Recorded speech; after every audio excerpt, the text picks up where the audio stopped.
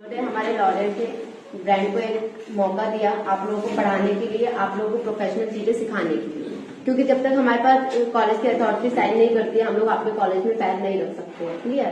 तो thank you principal sir and all staff जिन्होंने हमारा साथ दिया आपको पढ़ाने के लिए, आपको अपने साथ बढ़ाने के लिए। क्लियर? 7 दिन की ट्रेनिंग से मैं सिर्फ यही नहीं सिखा के जा रही हूँ आपको कि आपको अपनी टेक्निक्स चेंज करनी है, उस टेक्निक के साथ आपको जो सिखाएगा उसका रिवीजन आपको प्रॉपर करना है।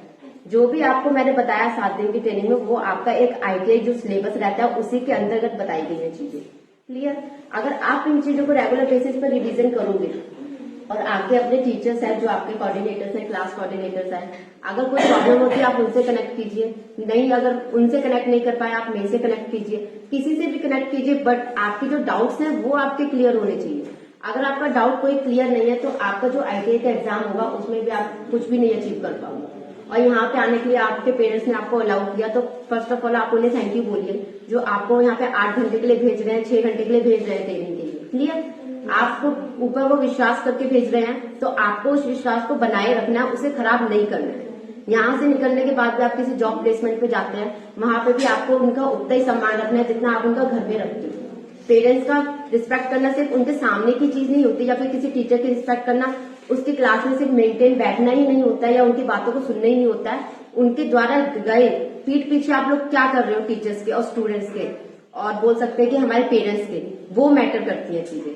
क्लियर? तो आपको अगर मेरे सामने आप अच्छा बन रहे हो वेल एंड गुड, बहुत अच्छी बात है, क्योंकि मैं आपको जो फीडबैक दूंगी बहुत अच्छे तरीके से दूंगी। क्लियर?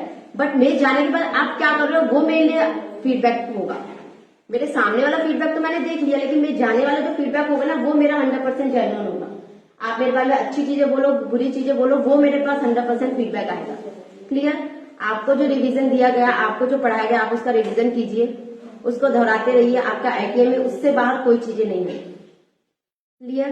प्रॉमिस कीजिए कि सब लोग पढ़ाई करेंगे। मेरे से ही नहीं, अपने आप से कीजिए। मेरे से प्रॉमिस नहीं करना है, मेरे से तो झूठ बोल देते आप, बट झूठ अपने आप से कभी नहीं बोलना है। आप अगर 8 घंटे लेके किताब लेके बैठे और एक हाथ में फोन है दूसरे हाथ में किताब है, उसका कोई महत्व नहीं है।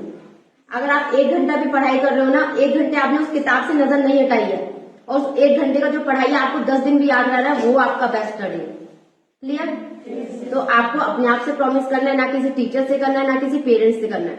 अगर आप अपने आप को इज्जत दिलवाना चाहते हो आज की दुनिया में तो वो पैसे से ही मिलेगी, और पैसा कहां से आएगा? स्टडी से आएगा।